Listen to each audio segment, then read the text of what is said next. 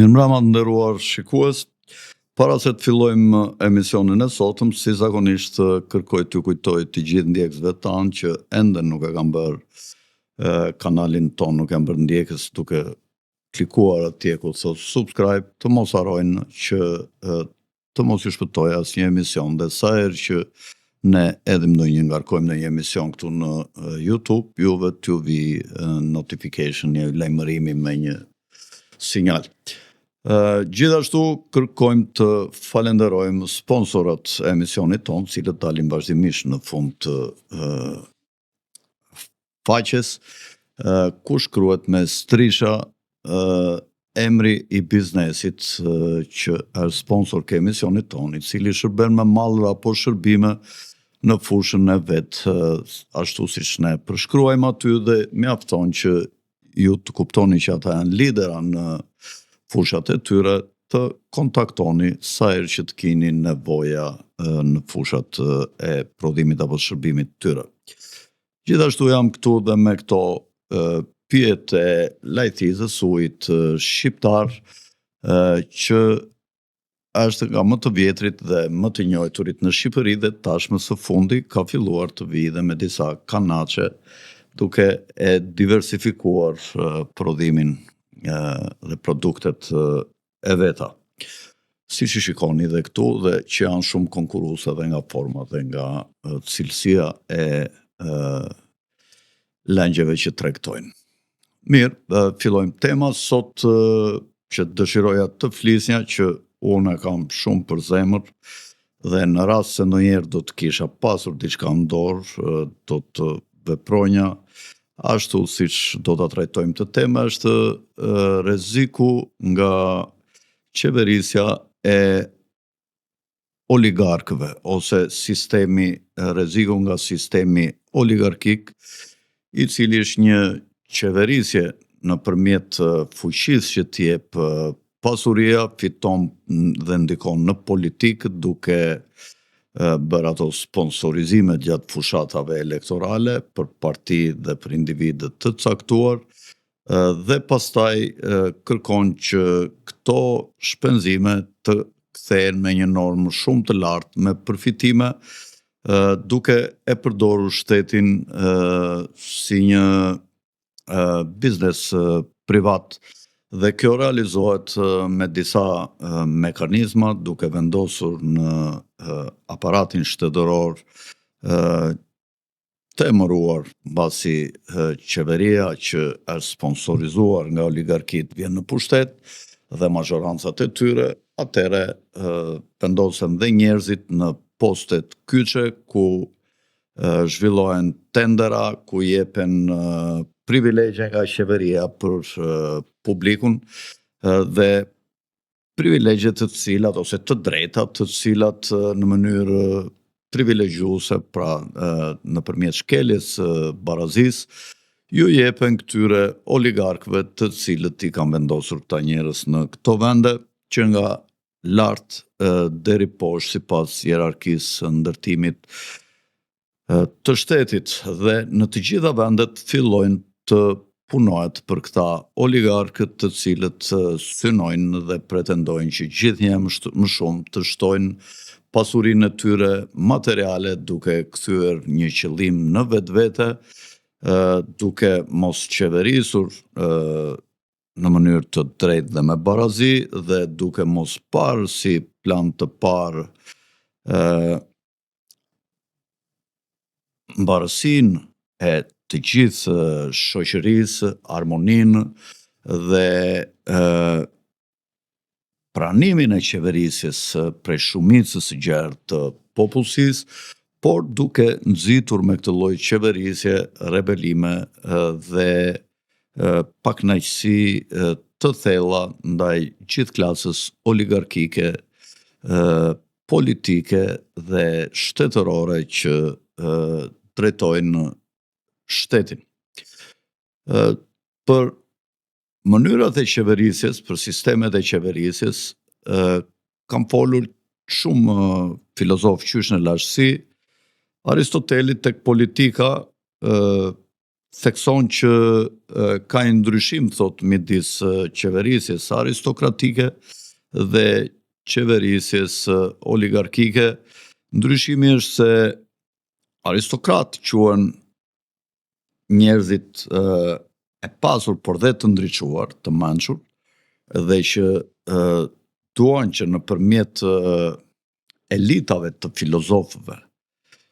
dhe të shoqërisë, pjesës shoqërisë më të emancipuar dhe më të shkolluar dhe që ka thellësi më të madhe mendimi për të qeverisur njerëzit, shkohet në përgjithësi drejt ndërtimit të një shteti të emancipuar dhe ku qytetarët e vetë janë të kënaqur nga qeverisja e tyre dhe ku sistemet, zakonisht sistemi demokratik që ka si bazë pronën private dhe pluralist, sistemi politik ose infrastruktura e shtetit, superstruktura e shtetit, funksionojnë me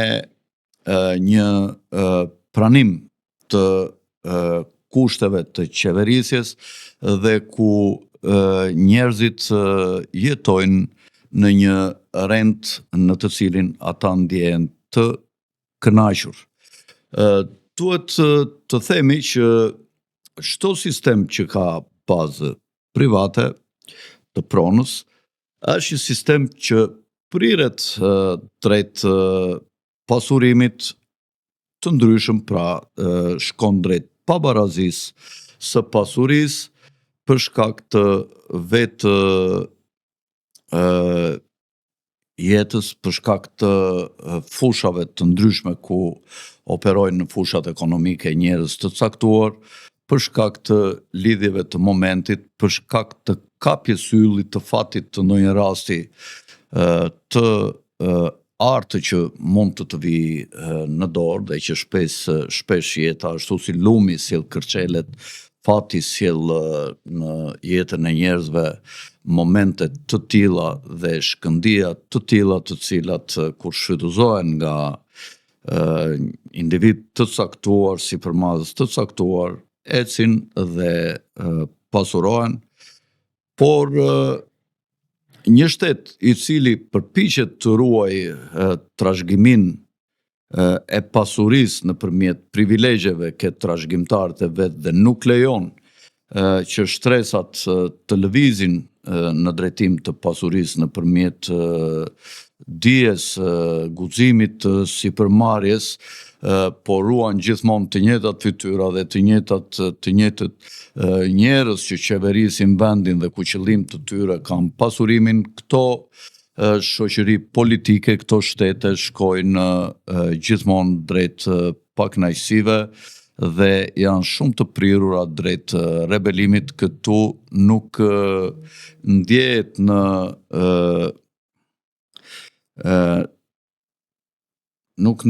në rendin shoqëror një harmoni, po shikon vetëm njerëz me fytyra të mërzitura, të trishtuara dhe rrallëherë shikon njerëz të shumtë nëpër rrugë, nëpër bulevarde që t'ju shkëlqej dhe t'ju ndrit fytyra gjatë kohës që ata lëvizin këtë, mund ta shohim dhe këtu në Shqipëri ku më së shumti shikon vetëm fytyra të zymta dhe të trishtuara dhe rrallëherë shikon njerëz që t'jenë të qeshur dhe që pa të njojtur të thonë mirëmëngjes ose mirëdita ose mirupafsh. Në momentet saktuara kur shoqëritë apo edhe perandoritë kanë rënë në pushtetin e oligarkive, pra aristokracitë janë kthyer në oligarki, oligarkia është qeverisja më e keqe kur aristokracitë bjeren ose bjeren nga virtytet dhe vlerat shpirtërore dhe ata ngrejnë një grup njerëzish të pangopur të cilët përpiqen të thithin si shushunja gjithë gjakun e produktit e krijuar nga populli, të produktit material si dhe pasurit e mëdha të patundshme të një vendi të cilat i ndihmojnë ata për të pasuruar gjithnjë e më shumë. Po të shikojmë një nga modelet e luftës kundër aristokracisë, një nga modelet më të mira, por jo i vetmi, është modeli i Putinit, i Vladimir Putinit, i cili erdhi në pushtet në vitin 2000 dhe deri sot ka qenë disa herë ka shkëmbyer atë vendin e presidentit me të kryeministrit, dhe sot është president dhe Putini qysh në krye të erës sa po erdhi, thiri oligarkët të cilët ishin krijuar në atë Rusinë ku gjithçka ishte në amulli dhe në kaos dhe një grup investitorësh, po kryesisht gjuish, të cilët u ndihmuan dhe nga bashkëkombasit dhe miqtë e tyre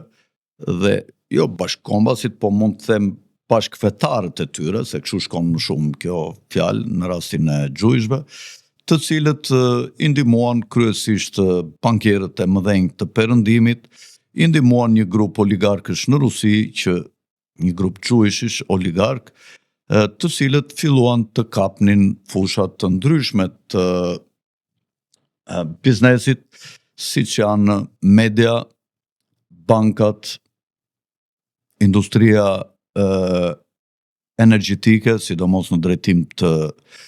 kapjes dhe zotërimit të burimeve të naftës në Rusi, kapja e burimeve dhe pasurive nëntoksore minerare të ndryshme, si shfrytëzimi i boksiteve, i hekurit, i nikelit, por edhe i mineraleve të tjera më të ralla. Dhe këto ata i bën gjatë kohës, sidomos mbas vitit 93-94, kur në pushtet erdhi një njeri që ishte një qeverisës i dobët, siç ishte Jelcini, Boris Jelcini, që ndryshe i theshin dhe Boris Pianesi, i cili kishte vesin e të deurit, dhe i gjendur në një situatë kur ekonomia ruse ishte në një knockdown, për të mos pasur presion nga qarqet e mëdha financiare që futet të perëndimit, bëri një syqor dhe i lejovi këta oligarkë që të pasuroheshin në mënyrë të shpejtë dhe të pandershme. Mirë po, kur ardhi Putini në pushtet, ky e kuptonte që një shoqëri e tillë me pabarazit thella ekonomike midis një klase shumë të vogël në numër që ishin oligarkët dhe popullit nga ana tjetër,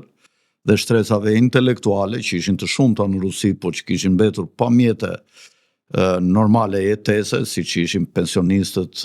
dhe intelektualet e shumë që kishte prodhuar Rusia e kohës komunizmit, Putini në mes të këtyre dy rrugëve që të punonte me oligarkët apo të ndihmonte në mirëqenien dhe mbarvajtjen e popullit, pra të zgjidhte rrugën e virtyteve apo rrugën e lehtë të bashkimit me oligarkët, zgjodhi të parën dhe menjëherë mirëqenia filloi të ngriheshe pasi filloi një rishpërndarje me drejt e të mirave materiale që prodhonte ekonomia. Putini nuk pranonte që me politikat e veta të pasuronte më shumë oligarkët dhe klasa punëtore të vuante akoma dhe më shumë ose të rinte në stagnacion, por zgjodhi rrugën që nëpërmjet politikave të ndryshme tatimore, doganore, ku ata që kanë më shumë do paguajnë më shumë, filloi të bënte një rishpërndarje më të mirë dhe mirëqenia në popullin rus filloi të ngrihej mbas vitit 2000, kur një politikan i drejtë me popullin e vet si Putini dhe besimtar ortodoks, si shparaqitet ai shpesh në ato daljet e veta,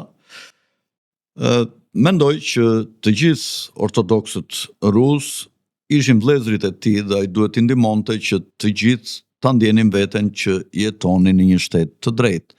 Dhe kështu mirëqenia filloi e përgjithshme filloi të ngrihej filloi të ndërtoheshe një rend shoqëror më i drejtë i bazuar në rregulla dhe në një barazi përballë garës, duke u përpjekur që trashëgimia e pasurisë të mos jepte ndikim të madh në ruajtjen e të njëjtave shtresa dhe duke në oligarki dhe duke u dhënë shanse të gjithë tjerëve që të mund të pasuroheshin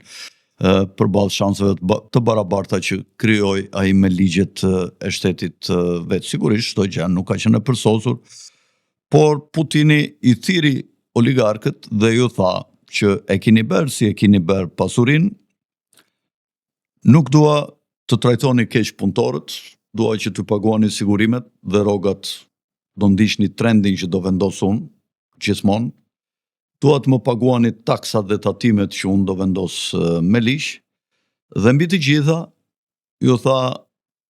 nuk dua të fusni undët në politikë. Pra, oligarkia do të jepte ndikim zero në administratën e shtetit, duke filluar në të gjitha pushtetet, duke filluar nga pushteti legjislativ,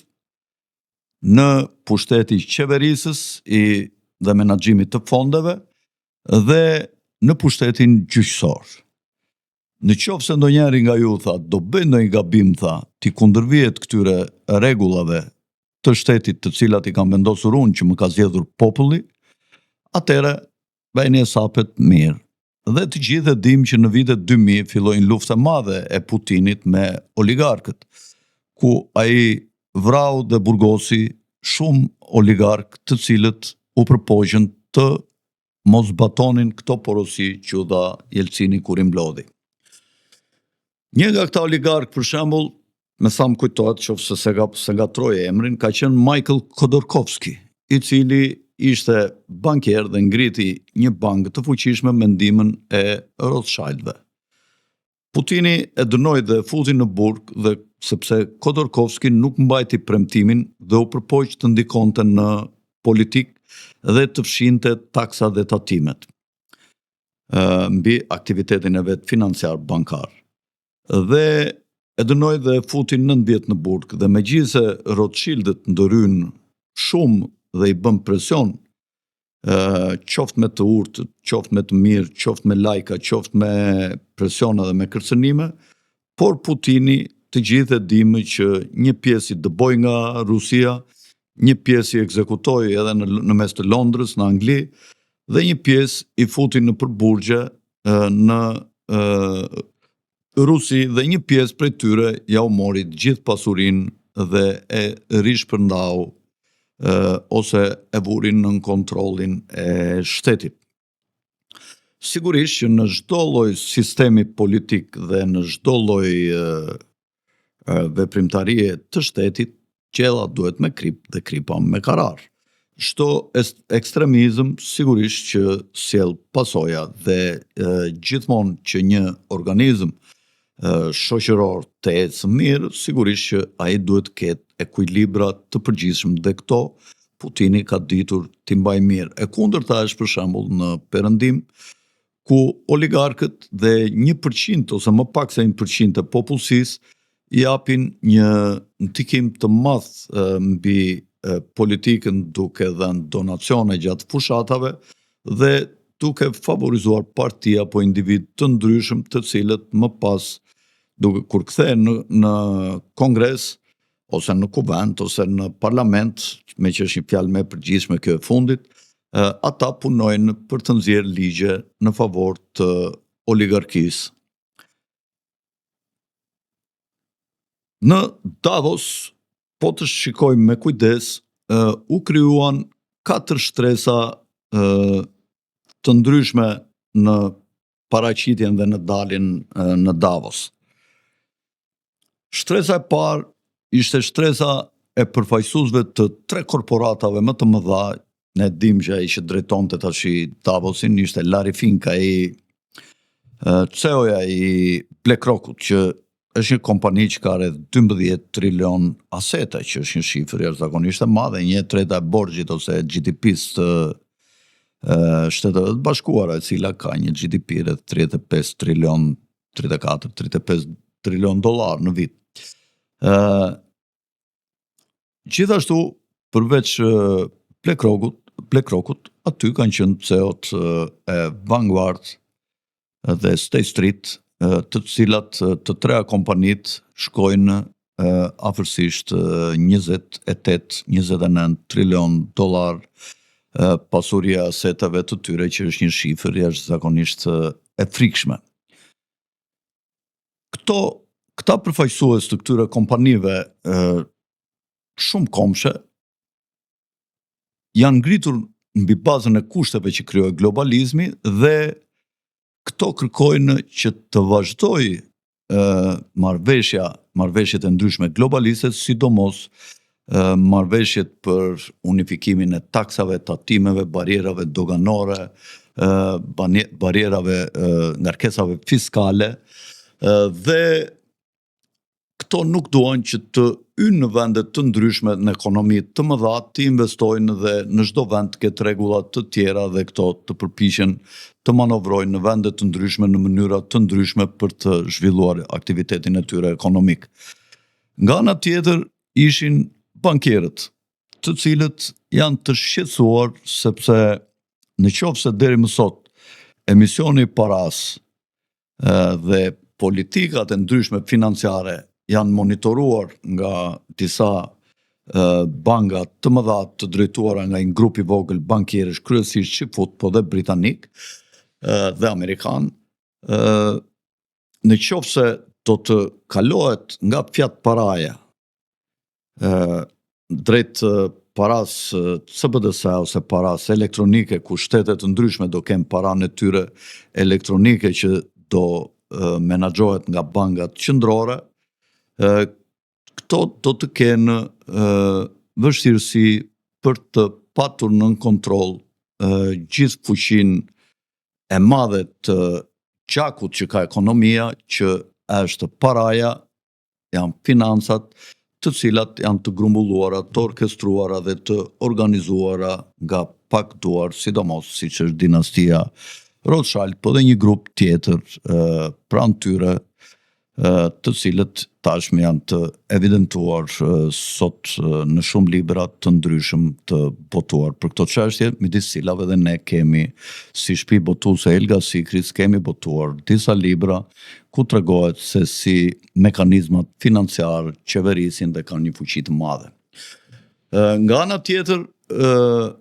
të tretët ishin politikanët, të cilët dolën dhe folën dhe që u ndan në dy pjesë. Një pjesë vazhdonin të ishin globalist, të mbronin globalizmin, siç ishin politikanët evropian, Macroni, Merzi. Një pjesë e kishin kuptuar që rendi botëror kishte ndryshuar mbas luftës së dytë botërore, i cili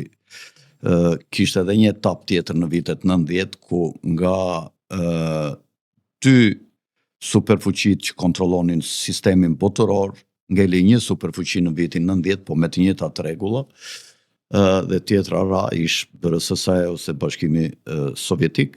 dhe këta u ndanë në dy pjesë, siç thash, njëra pjesë deshte globalizmin, këta që u përmendam përpara, dhe pjesa tjetër si Trumpi, por edhe Orbani, dhe disa politikanë të tjerë, por edhe disa që nuk ishin zëvendës kryeministri kinez, që mori pjesë në Davos në emër të Kinës dhe foli aty, por edhe Rusia, presidenti Putin, janë politikanë të cilët luftojnë për sovranitet, duke elaboruar ato temat e tyre të kontrollit të kufimëve, të një kontrolli më të madh të shtetit ndaj aktiviteteve ekonomike e të tjera. Dhe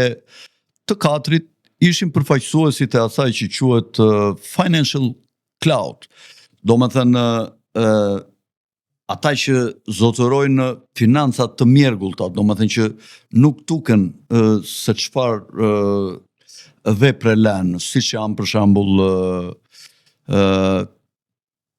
biznesmenët e mëdhenj ose investitorët në fushat e teknologjisë, kryesisht ajo që quhet Silicon Valley, që është autostrada e vjetër, e ngritur dhe e mbingarkuar në Shtetet e Bashkuara të Amerikës, në lidhje me funksionimin edhe aktivitetin e shumë kompanive që kanë nevojë për këtë autostradë dhe që në përgjithësi sjellin më shumë shërbime se sa mallra, siç janë pronari Meta si Zuckerbergu i ish Facebookut, për ta thënë ajo që njihet më mirë, Facebook, Amazon, PayPal e të tjera, të cilat kryejnë funksione të ndryshme të gjera shërbimi. Dhe në këtë kuptim, në perëndim janë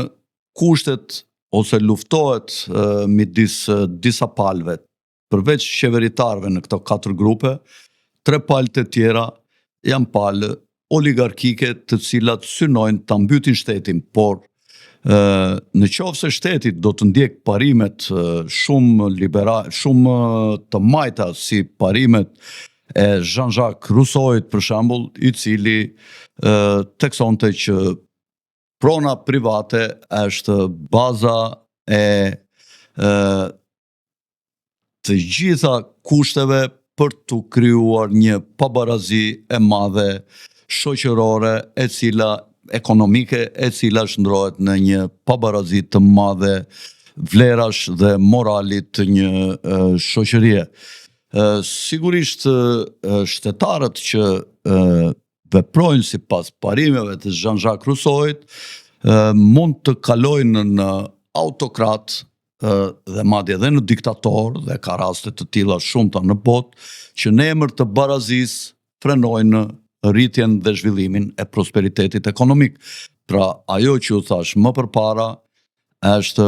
pikërisht e kundërta, domethënë ajo që u thash që shoqëritë duhet të jenë në ekuilibër, dhe kjo kur kalohet në anën e kundërt, kur luftohet shumë drejt barazisë, atëherë frenohet dhe pengohet edhe zhvillimi ekonomik. Ka 2 autostrada të mëdha që nëpërmjet teknologjisë të zhvillohen kompanitë e mëdha të oligarkëve, sidomos në fushën e teknologjisë nëpërmjet inteligjencës artificiale, dhe ky grup që unë i quajta financial, po kështu quhen financial clothes, domethënë re financiare, të padukshme se si funksionojnë financat, se çfarë ata bëjnë, është duke u ngritur me një fuqi të madhe dhe në Kinë. Madje edhe aty është ngritur autostrada që të funksionojnë dhe të lulëzojnë këto lloj kompanish, financial clothes, dhe në fakt kjo është një autostradë moderne e ngritur nga Kina, ku nuk përplasen operatorët që janë krijuar, dhe është krijuar një mundësi më e madhe që këta tajkunët e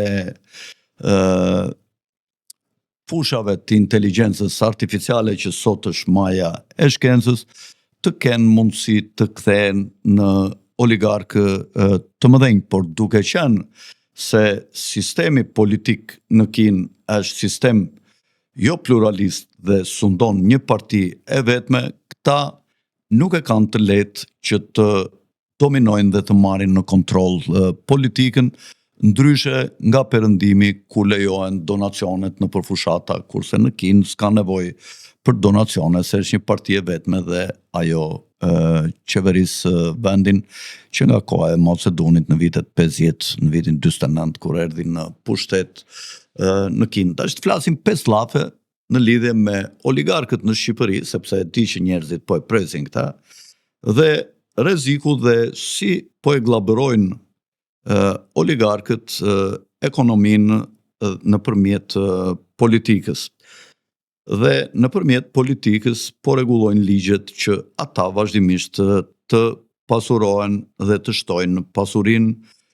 në dëm të një mirëqenie dhe harmonie dhe rendi shoqëror në Shqipëri, ku siç u thash, shikon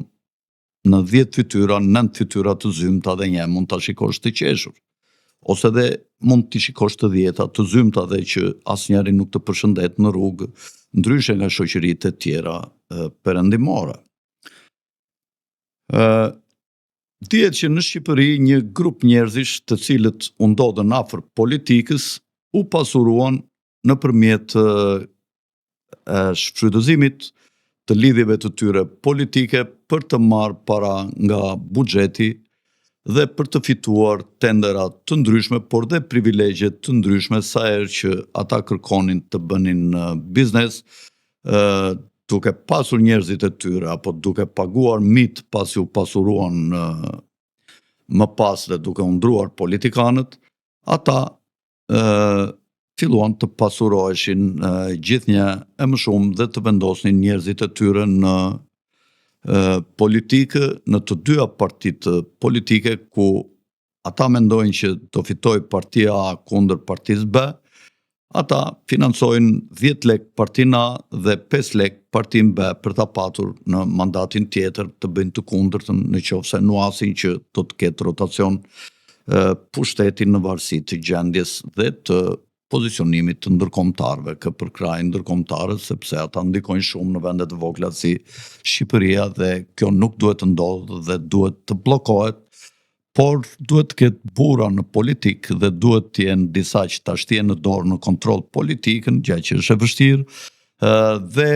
të kontrollojnë brenda mundësive që gjithçka të zhvillohet në funksion të rritjes së mirëqenies dhe mos largimit të shqiptarëve, sepse një nga arsyet pse shqiptarët largohen është qeverisja gjithnjë më e fuqishme prej oligarkëve në Shqipëri. Në fillim, pushteti në Shqipëri, kur filloi pluralizmi në vitet 90 me ardhjen e Partisë Demokratike dhe Sali Berishës, që ishin një grup intelektualësh në fusha të ndryshme dhe që mbushën parlamentin shqiptar, ishte një sundim prej politikës aristokratike, mund ta quajmë. Pra, aristokratët, njerëzit më me vlera, më me virtyte, më të edukuar, më të shkolluar, më profesionistë në fusha të ndryshme, morën politikën në kontroll. Por, sa më shumë kohë shkonte, qeverisja e parë për Partisë Demokratike mund ta quajmë një qeverisje aristokratike, deri në vitin 96-97, kur për shkaqe të caktuara gjeopolitike u minua kjo lloj qeverisje aristokratike dhe ky pushtet ra dhe në pushtet filluan të vinin socialistët, të cilët ishin qeverisja e parë me korruptuar dhe që në çdo veprim synonin të përfitonin duke dhënë favore tenderat apo privatizimin e ekonomisë dhe sidomos këtu një shembull të keq dha kryeministri Nano, i cili ishte një pianec i rëndomt që nuk e kishte problem fare, vetëm mos linte firma, përdorte Namik Doklen dhe me urdhra gojor privatizonte ekonominë sipas qefit, luante kumar